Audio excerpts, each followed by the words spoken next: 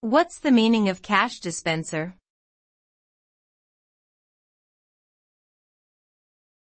Cash dispenser.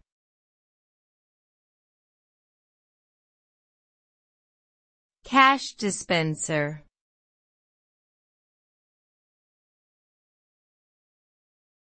Cash dispenser.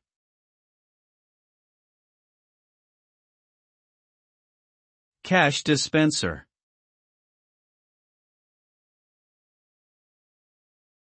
A cash dispenser is a machine that dispenses money to people who have a valid bank account and bank card.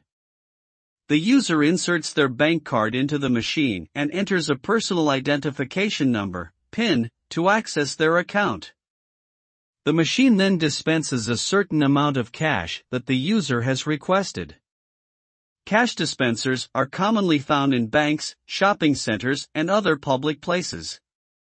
They are also known as automated teller machines, ATMs, and are a convenient way for people to access their money at any time of day or night.